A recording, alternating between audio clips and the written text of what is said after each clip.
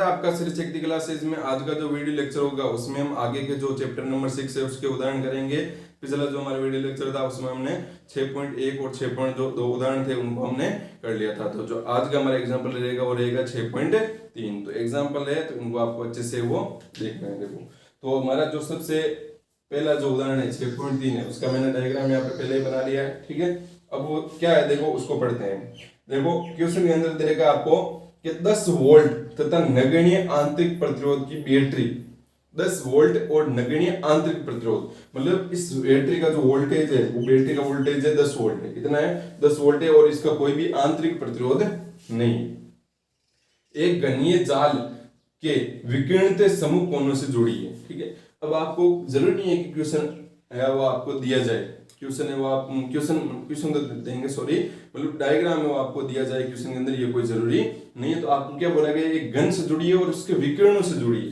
तो विकिरण यही होंगे, या ये ले लो या ये ले लो। ठीक है, जो भी आपके ये यही विकिरण रहेंगे आपके। ठीक है, तो विकिरणों से जुड़ी हुई है। परिपथ जाल में 1 ओम प्रतिरोध के 12 प्रतिरोधक है। क्या है मतलब 1 ओम के वो 12 प्रतिरोधक लगे हैं। तो मतलब कहने का मतलब जो भी आप घन बनाओगे, ठीक है, तो उस घन के जो भी 12 भाग होंगे, जैसे ये हो गया आपका एक कमरा होता है वो घन का ही आकार होता है। कमरा है वो क्या आपका घन का ही आकार है। ठीक है, तो इस प्रकार से यहाँ पर एक ये हो गया प्रतिरोध, एक ये हो गया, जितने भी यहाँ पर ये ना ये सारे बना रखे हैं। और प्रतिरोध घन बनाना आपको आता है, इस प्रकार से आप बनाओगे एक बॉक्स, यहाँ पर एक बॉक्स बनाओगे और फिर इनको यहाँ पर जोड़ दोगे। तो यहाँ पर प्रतिरोध कितने लगे, जितने भी है, यहाँ पर एक प्रतिरोध लगा दिया, यहाँ पर एक प्रतिरोध लगा, जितने भी यहाँ पर भुजाएं ना घन की वो सारी भुजाओं पर क्या लगे प्रतिरोध लगे। और एक बार यहाँ पर गिन लेना कि कितने बार है और एक नहीं हो रहे, 1 2 3 4 नीचे 4 4 4 4 कितने हो गए आपके 4 4 ज्यादा हो गई क्या, 1 2 3 4 5 6 7 8 9 10 12 हो गए। ठीक है, इस प्रकार से आपको ध्यान में रखना है। तो 12 हमारे प्रतिरोध हो गए परिपथ जाल का। और ये सब सारे प्रतिरोध कितने के, 1 ओम के। कितने ओम के सारे प्रतिरोध, 1 ओम के। परिपथ जाल का समतुल्य प्रतिरोध, समतुल्य प्रतिरोध ज्ञात करना। समतुल्य प्रतिरोध का मतलब टोटल प्रतिरोध ज्ञात करना, मतलब क्या ज्ञात करना हमारे को, आर इक्विवेलेंट ज्ञात करना। ठीक है, इक्विवेलेंट को समतुल्य बोलते हैं। प्रतिरोध तथा घन के प्रत्येक किनारे के अनुदिश विद्युत धारा ज्ञात कीजिए। मतलब घन के प्रत्येक किनारे के अनुदिश, घन के अंदर कितनी धाराएं गई उन मतलब प्रत्येक किनारे के अनुदिश धारा ज्ञात करनी, मतलब टोटल हमारे को धारा ज्ञात करनी है। ठीक है, टोटल धारा कितनी मिलेगी हमारे को, प्रत्येक किनारा है उस पर ये और ये किनारा है उस पर हमारे को कितनी धारा है वो मिलेगी, वो हमारे को ज्ञात करनी है। तो देखो ज्ञात करते हैं, तो इसको थोड़ा सा समझना जरूरी है। ठीक है, देखो क्या करेंगे, बिल्कुल आसान है, कोई ज्यादा इसे हार्ड नहीं है। बैटरी है, बैटरी से धारा जाएगी, बैटरी से क्या आएगी धारा जाएगी। जो धारा यहाँ से निकलेगी वही तो वापस घूम के यहाँ पर वापस आएगी ना, जो धारा यहाँ से निकलेगी वही घूम कर क्या आएगी आपकी वापस यहाँ पर आएगी। ठीक है, तो आप काम करो, यहाँ पर आप जो भी यहाँ पर धारा निकालोगे वो देखो 3 तार जा रहे हैं आपके, 1 2 3, तो 3 भागों में बंटेगी ना। अगर आप यहाँ पर आई निकालोगे, क्या निकालोगे, अगर आप धारा आई निकालोगे तो यहाँ पर आपकी धारा जाएगी I/3 I/3 I/3, 3 भागों में जाएगी भाई। यहाँ पर अगर आप आई निकालते हैं यहाँ से धारा तो यहाँ पर कितनी जाती है, अगर 2 तार होते तो I/2 I/2, वही I/2 मिलकर क्या बनाते हैं आपके आई बनाते हैं। तो अगर 3 यहाँ पर तार है इसका मतलब I3 मतलब 3 I/3 I/3 वैसे जाएगी। ठीक है, लेकिन अगर आप मान लो यहाँ पर 3I धारा निकाल देते हो, कितनी धारा निकाल देते हो, 3I धारा निकाल देते, लेकिन हम भाई ऐसे मर्जी से 3I थोड़ी निकाल सकते हैं, हमारे को तो I चाहिए ना केवल, तो हम I निकालेंगे। लेकिन एग्जाम्पल के लिए एक मान लेते हैं यहाँ पर कि हमारी धारा यहाँ से निकली कितनी 3I निकली, ताकि आगे कैलकुलेशन है वो आसान हो जाए। तो यहाँ पर हम मान लेते हैं कि यहाँ पर धारा कितनी निकली 3I निकली। जब हमें I निकालनी होगी तो हम 3 को नीचे भेज देंगे तो हमारी I आ जाएगी। तो यहाँ से 3I निकाली आपने धारा, ठीक है, प्लस से निकलेगी 3I निकाली, यहाँ पर आई, यहाँ पर कितनी चलेगी 3 मतलब 3 तार, तो यहाँ पर I चलेगी, इसमें भी I चलेगी, इसमें भी I चलेगी। ठीक है, अब एक एक तार बोलो। ठीक है, पहले इस तार में चलो, 3 तार थे ना आपके भाई, यहाँ पर 3 तार दिख रहे थे ये। तो अब देखो इसमें जाओ आगे, I जा रही है I जा रही है I जा रही है, यहाँ पर फिर संधि बिंदु आ गया। तो संधि बिंदु क्या करेगा, यहाँ पर धारा I, तो यहाँ पर आधी आधी चली जाएगी, क्यों जाएगी। और ये भी ध्यान रखना है कि यहाँ पर मैं ये क्यों कर रहा हूँ कि मैं यहाँ पर I भेज रहा हूँ, यहाँ पर भी I, यहाँ पर भी I भेज रहा हूँ, और यहाँ पर मैं आधी आधी कर रहा हूँ, यहाँ पर I/2 यहाँ पर भी I/2 कर रहा हूँ। ऐसा क्यों, क्योंकि यहाँ पर प्रतिरोध 1 ओम, यहाँ पर भी 1 ओम का है, इसलिए सब समान धारा लेंगे। अगर प्रतिरोध चेंज हो जाएंगे, यहाँ पर अगर मैं 2 ओम कर दूंगा और यहाँ पर 1 ओम है, तो इसका मतलब मैं अब यहाँ पर नहीं डिवाइड कर सकता कि यहाँ पर I/2 जाएगी, यहाँ पर I/2 जाएगी। ऐसे नहीं कि आप केवल तार के आधार पर कर दो कि तार आपके 2 जा रहे हैं तो मतलब आधे आधे जाएगी, ऐसा नहीं होगा। ठीक है, तो आपको ये ध्यान में रखना है। जैसे एग्जाम्पल के लिए वही ले लो, मान लो पाइप है, ठीक है, तो इस प्रकार से एक पाइप आ रहा है, उसको आपने 2 पाइपों में इस प्रकार से कर दिया। ठीक है, तो आप क्या बोलोगे, यहाँ से 5 लीटर मतलब 10 लीटर पानी आ रहा है, तो आप क्या ये बोलोगे कि भाई यहाँ से 5 लीटर, यहाँ से 5 लीटर चला जाएगा।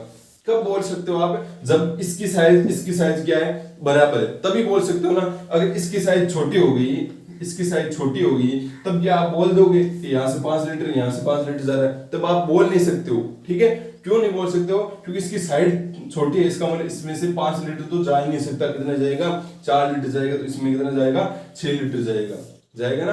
तो इसका मतलब जब प्रतिरोध आपके समान है यहाँ पर, तभी यहाँ पर आप बोल सकते हो भाई आधी आधी धारा चलेगी। नहीं तो अगर प्रतिरोध समान नहीं तो फिर हम बोल नहीं सकते यहाँ पर कि आधी धारा जाएगी कि नहीं जाएगी। ठीक है, तो फिर हमारे को अलग मेथड लगाना पड़ेगा, वो मतलब वोल्टेज देखना पड़ेगा कि कहाँ पर ज्यादा ड्रॉप हो रहा है वगैरह वगैरह। ठीक है, तो आपको यहाँ पर ये बात इंपॉर्टेंट है जो ध्यान में रखनी है कि ऐसे नहीं है आप सीधी तार देख के वो धारा को बांट दो। चलो फिर से शुरू करते हैं। 10 वोल्ट का बैटरी है, वहां से हमने 3i धारा निकाली, असल में नहीं निकलती 3i निकाली, लेकिन हमारे लिए आसान हो जाए इसलिए हमने यहाँ पर 3i निकाली है। 3 तार थे, हमने i भेज दी। क्यों भेज दी, क्योंकि सारे एक ओम के प्रतिरोध थे, इसलिए बराबर भागों में बंट गई। ठीक है, फिर इस तार में आए थे, यहाँ पर फिर 2 तार हो गए, तो इसका मतलब यहाँ पर पीछे i आ रही है, इसका मतलब यहाँ पर i/2 चली जाएगी, यहाँ पर भी आपकी I/2 चली जाएगी। अब एक बात ध्यान रखना, यहाँ पर 3i, तो यहाँ से भी आपकी कितनी धारा निकलनी चाहिए, 3i धारा निकलनी चाहिए। कितनी धारा, 3i। कैसे निकलेगी उसको देखेंगे हम। ठीक है, इतना कर लिया, यहाँ से i, ये I/2 में बंट गई। अब वापस यहाँ पर इस तार के अंदर, तो इस तार में हो, यहाँ पर i, यहाँ पर ये 2 तार आ गए, तो ये I/2, यहाँ पर भी I/2। अब आगे देखो, इस I/2 को आगे लेकर जाओ। ठीक है, ये वाला नहीं है, ये तार नहीं है, ये तो आगे ऐसे आ गया, 3D में है, होता नहीं यहाँ पर, तो ये पीछे वाला सीधा है। तो I/2 यहाँ पर धारा गई, यहाँ से इस तार से I/2, ये मतलब 2 तार मिल रहे हैं एक जगह पर, भाई ये एक संधि बिंदु हो गया ऐसे समझो। तो इस संधि बिंदु पर देखो धारा कितनी आ रही है, एक I/2 एक I/2 आ रही है, तो इसका मतलब I/2 मिलकर क्या बना लेगी, I बना लेगी। क्या बना लेगी, I बना लेगी। अब वापस इस पे आओ, इस वाले तार पर, भाई इस वाले तार का हमने डिवाइडेशन नहीं किया, यहाँ से I आ रही है, फिर यहाँ पर एक संधि बिंदु, फिर यहाँ पर किस में बढ़ गई, I/2 और I/2 बढ़ गई। यहाँ पर आओ इस जगह पर, तो इस जगह पर एक और संधि बिंदु, तो इस संधि बिंदु पर कितने तार आ रहे हैं, 2 तार है, एक मतलब तार इस प्रकार से, तो इस तार में I/2 आ रही है, इस तार में भी कौन सी धारा आ रही होगी, आप I/2 मिलकर क्या बना देंगे, I बना लेंगे। ठीक है, अभी और इस तार में बच गए, तो इस तार का कौन सा संधि बिंदु है, ये संधि बिंदु, इसमें देखो कितनी धारा आ रही है, एक I/2 आ रही है, एक I/2, तो I/2 मिलकर क्या बना लिया, I बना लिया। ये I मिल गया, यहाँ पर क्या बना लेगी, 3i बना लिया ना। इस प्रकार से हमारे को धाराओं का डिवाइडेशन करना है, बिल्कुल आसान है। 3 तारे I भेजो। ठीक है, आगे देखो, जहां पर भी पॉइंट लगा रखे हैं, वहां पर देख लो आप, ऐसे नहीं पता चल रहा है, पॉइंट लगा के देख लो, इस संधि बिंदु पर आपकी कितनी धारा आ रही है, कहां पर जाएगी। तो यहाँ से देखो, इस वाले से धारा आ रही है, I धारा आ रही है, इसका मतलब 2 तारों से जाएगी ना, तो यहाँ पर I/2 चला दे, यहाँ पर I/2 चलेगी। ठीक है, इस पे देखोगे तो यहाँ पर 3 तार है, यहाँ से आपकी धारा आ रही है, देख लो I/2, यहाँ से भी धारा आपकी I/2 आ रही है, इसका मतलब यहाँ पर I जाएगी। ठीक है, तो इस प्रकार से आपको ये परिपथ बनाना है। ज्ञात क्या करना है हमारे को, ज्ञात करना एक तो R इक्विवेलेंट और एक हमारे को ज्ञात करनी है I, मतलब टोटल जो धारा है ना वो हमारे को ज्ञात करनी है। तो देखो ज्ञात करते हैं। सबसे पहले हमारे को क्या करना पड़ेगा, यहाँ पर भाई R इक्विवेलेंट निकालना, मतलब क्या निकालना है, हमारे को प्रतिरोध निकालना है। ठीक है, अब ये जटिल परिपथ है, क्या ये जटिल परिपथ है। अब इसमें कैसे ढूंढेंगे, कौन सा समांतर क्रम में, कौन से श्रेणी क्रम में। भाई R इक्विवेलेंट निकालने के लिए, तुल्य प्रतिरोध निकालने के लिए हमारे को वो किसकी आवश्यकता होती है, वही समांतर श्रेणी क्रम की। अब आप इसमें कैसे समांतर क्रम श्रेणी क्रम लगाओगे, लगा सकते हो कि यहाँ पर समांतर श्रेणी क्रम कैसे लगाओगे, यहाँ पर कितना जटिल परिपथ हो गया। इसीलिए तो किसका प्रयोग किया गया, किरचॉफ के नियम का प्रयोग किया गया। ठीक है, तो किरचॉफ का नियम क्या करता है, इस परिपथ में लग जाएगा यहाँ पर। अब किरचॉफ का नियम लगता है आपका, वोल्टेज लो ही लगेगा यहाँ पर, क्योंकि धारा तो हम निकाल चुके हैं यहाँ पर, भाई आए जा रही है जो भी। अब दूसरा जो नियम है वही लगेगा, दूसरा नियम वोल्टेज लो है, और वो किसी एक बंद परिपथ में लगता है। अब बंद परिपथ ले कौन सा, तो देखो आप, क्योंकि सारे प्रतिरोध आपके एक ओम के, तो आपको एक बंद परिपथ लेना है जिसके अंदर बैटरी भी आना चाहिए। मतलब यहाँ से यहाँ तक तो ये है ही। अब आगे कौन सा परिपथ लें, ये कैसा परिपथ लेंगे यहाँ पर, तो उसके लिए देखो आप यहाँ पर कोई भी आप एक तार चुनो, ठीक है, जैसे ये तार चुनोगे तो आपको बंद परिपथ बनाना है, तो आप ये तार चुनो, इस प्रकार से जाओ, इस प्रकार जाओ, इस प्रकार जाओ, और ये बंद परिपथ चुनो। ये तार चुना आपने, फिर यहाँ पर गए, यहाँ पर गए, ये एक बंद परिपथ हो गया ना आप। अब ऐसे नहीं है कि आप यहाँ से जाओगे, फिर यहाँ पर जाओगे, फिर यहाँ पर जाओगे, अगर फिर यहाँ पर चले गए तो इसका मतलब ये तार आ रहा है ना, फिर ये बंद परिपथ नहीं हो यहाँ पर, ठीक है। तो आपको ध्यान रखना है, ये तार लोगे तो क्या करना पड़ेगा, ये प्रतिरोध, ये वाला प्रतिरोध आ गया, ये वाला प्रतिरोध आ गया, ये वाला प्रतिरोध आ गया, ये हो गया, ठीक है। ये भी एक बंद लूप है आपका। इस प्रकार से ये तार लोगे तो ये एक बंद लूप हो गया आपका, ठीक है। तो जो मर्जी आप ले सकते हो, लेकिन ध्यान रखना यहाँ पर 3 ही आपके वो प्रतिरोध आएंगे एक बंद लूप में, कंपल्सरी नहीं है, फिर भी मैं आपको बता रहा हूँ कि 1 2 3 ही आएंगे यहाँ पर इसके अंदर अभी, ठीक है। तो ये ध्यान रखना है। तो आप चाहे ये ले लो लूप, चाहे ये लूप ले लो, चाहे ये कैसा भी लूप ले लो आप, ठीक है। तो हम आसान है उसको लेंगे भाई, हम इसे ये बंद लूप मान लेते हैं, ठीक है। तो इस बंद लूप को ले लेंगे। तो बंद लूप कौन कौन सा आपको पहले लिखना पड़ेगा ना, बंद लूप कहाँ से कहाँ शुरू हुआ, कहाँ पर कहाँ खत्म हुआ। हम ए से शुरू होंगे, तो हम लिखेंगे यहाँ पर बंद लूप कौन से में, ए बी, यहां से शुरू हुए तार को लेके ए बी सी एच, घूम के वापस कहां पर आगे, कोई पॉइंट नहीं, मतलब ए में बंद loop A B C H A, ये हो गया हमारा बंद लूप। आप ये भी ले सकते हो ए ई जी एच ए, ये भी ले सकते हो। आप ये भी ले सकते हो ए डी सी एच ए, कोई सा भी लो, ठीक है। लेकिन इसमें ध्यान रखना बंद लूप आपका ये बनना चाहिए। ऐसे नहीं कि आप इस तार से चले, फिर यहाँ पर घूम कर आए, फिर यहाँ पर घूमे, और फिर यहाँ पर गए, फिर ऐसे गए, ये आपको नहीं करना। तो ये हमने एक बंद लूप ले लिया, ठीक है। ये वही वाली बात होगी जैसे हमने कल किया था ना इक्वेशन, उसमें हमने बंद लूप इस प्रकार से दे, तो हमारे को एक बंद लूप, ये एक बंद लूप है। आप ऐसे नहीं कि आप यहाँ से शुरू हुए और यहाँ पर घूम गए, ऐसे आपको इतना जाना था। ऐसे नहीं कि यहाँ शुरू हुए और यहाँ पर पूरा घूम गए यहाँ पर आगे, ऐसा नहीं करना आपको, ठीक है। ये ध्यान में रखना है। तो बंद लूप हमने ये ले लिया। अब बंद लूप में क्या होता है, सभी वोल्टेज का बीजगणित क्या रहता है आपका, शून्य रहता है। तो यहाँ पर लूप में चलेंगे कैसे, पहले वो डिसाइड कर लेते हैं। जो मर्जी जैसे चलना है वैसे चलो। हम यहाँ पर ज्यादातर वही करते हैं कि भाई हम माइनस से प्लस की तरफ यहाँ पर इस बैटरी में चलें, ताकि हमारा ये जो वोल्टेज वो प्लस है। तो आप कैसे चलोगे, इस प्रकार चलोगे, इस प्रकार से इस लूप में चलोगे, आपको ऐसे चलना है, ठीक है।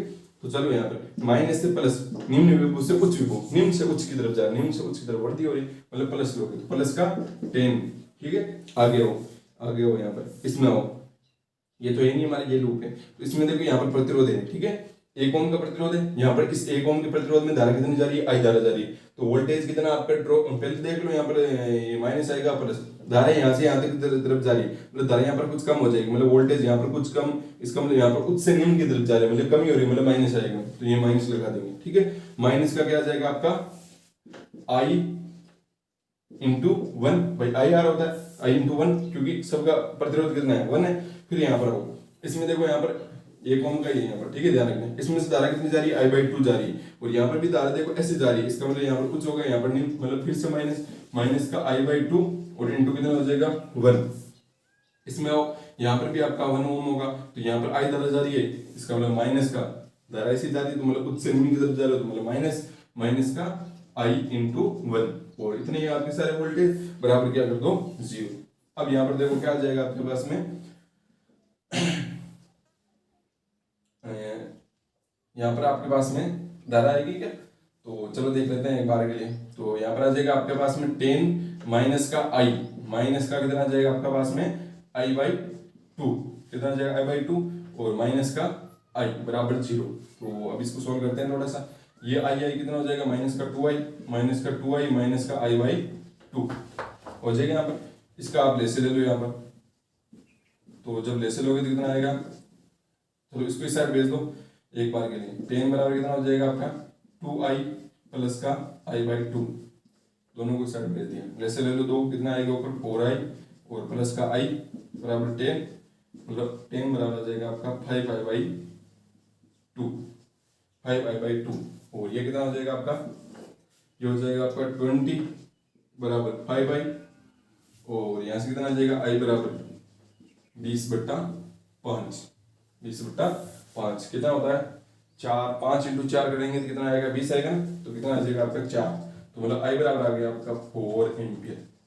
धारा कितनी आएगी आपकी 4 एम्पियर आ गई। अब हमारे इसको 3i करने की जरूरत है क्योंकि हमारी आई आई है ना कि 3i है, ठीक है। लेकिन जब आर इक्विवेलेंट निकालेंगे ना तब हमारे को यहाँ पर 3i लिखना पड़ेगा, ठीक है, क्योंकि यहाँ पर धारा हमने 3i भेजी है। तो अब कैसे निकले, आई आ गई। अब हमारे क्या निकालना है, आर इक्विवेलेंट निकालना है। तो आर इक्विवेलेंट निकालते हैं, तुल्य धारा। हमें ओम का नियम पढ़ रखा है। क्या ओम का नियम पढ़ रखा है कि V बराबर क्या होता है, V बराबर होता है आई आर, ठीक है। V बराबर होता है आई आर। V मतलब टोटल, अगर समतुल्य मतलब सभी तुल्य निकालना है, तुल्य मतलब टोटल हमारे को अगर प्रतिरोध निकालना है, टोटल धारा होनी चाहिए, टोटल वोल्टेज होना चाहिए, ये है ना कंडीशन। तो यहाँ पर हम क्या लिखेंगे, टोटल धारा। टोटल धारा कितनी जा रही है आपकी 3i जा रही है, 3i जा रही है ना। तो यहाँ पर मैं क्या लिखूंगा, देखो V की जगह कितना है 10 और बट्टा यहाँ पर क्या हो जाएगा, I की जगह मैं क्या लिखूंगा 3i लिखूंगा, और वो किसके बराबर हो जाएगा, R इक्विवेलेंट। इसके बराबर हो जाएगा आपका R इक्विवेलेंट के बराबर हो जाएगा। तो यहाँ से देखो R इक्विवेलेंट बराबर कितना हो जाएगा आपका 10 बट्टा कितना हो जाएगा 3 into 4 कितना हो जाएगा 3 into 4 मतलब 12। तो 12 R इक्विवेलेंट बराबर कितना हो जाएगा आपका, R इक्विवेलेंट बराबर हो जाएगा आपका, इसको कैसे करोगे, हाँ जो भी है इसका आपका आंसर है वो आ जाएगा, ठीक है, सोल्व कर लोगे आप। तो ये आपका R इक्विवेलेंट आ गया और हमारे पास में धारा भी आ गई। अब आपका जो एग्जाम्पल है, ठीक है, वो बुक के अंदर अलग तरीके से क्या होगा, कैसे बुक के अंदर आपको इसको 10 वोल्ट पहले लिया नहीं, पहले E मान लिया, E मान के फिर क्या किया है, यहाँ पर R इक्विवेलेंट गया, फिर यहाँ पर 3i का मान निकाला, 3i बराबर फिर R इक्विवेलेंट का मान आ गया था, तो R इक्विवेलेंट का मान है। फिर देखो इसको निकालते हैं, ठीक है, एक बार वैसे करते हैं हम। चलो कैसे करेंगे, मतलब इसको क्या मानेंगे, 10 वोल्ट नहीं मानेंगे, इसको हम मानेंगे ई मानेंगे, ठीक है। क्या हमारा आंसर आ रहा है कि नहीं आ रहा है, इसको क्वेश्चन के अंदर ई माना है, हमें तो 10 ही माना है, हमें इतना एक्स्ट्रा क्यों करना है, हमारे को जो बताया गया वही करेंगे हम, ई ज्ञात है, ठीक है। ई तो यहाँ पर मैं 10 नहीं लिखूंगा, यहाँ पर क्या लिखूंगा ई लिखूंगा, यहाँ पर भी मैं क्या लिखूंगा ई लिखूंगा, ठीक है। सब जगह 10 की जगह मैं क्या लिखूंगा ई लिखूंगा। चलो मैंने ई लिख दिया, ठीक है, और यहाँ पर भी ई लिख दिया, यहाँ पर भी ई लिख दिया, ठीक है। तो ई का माना है हमारे पास में 5/2, ठीक है।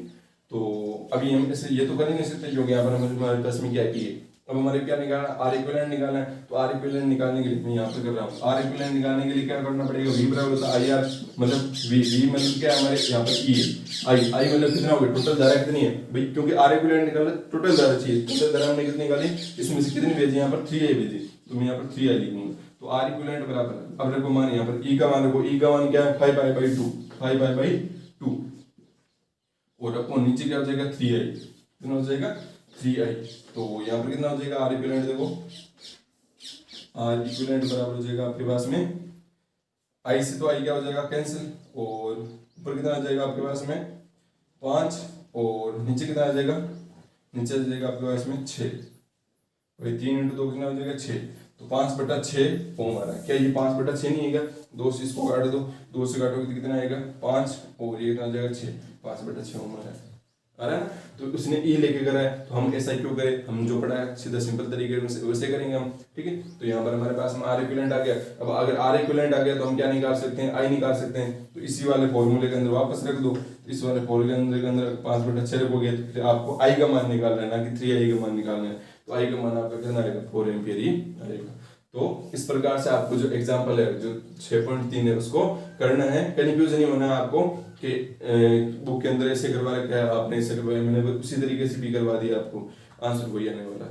तो आपको समझना है यहाँ पर जरूरी है कि हुआ किस प्रकार से। तो ये हो गया हमारा उदाहरण नंबर 6.3।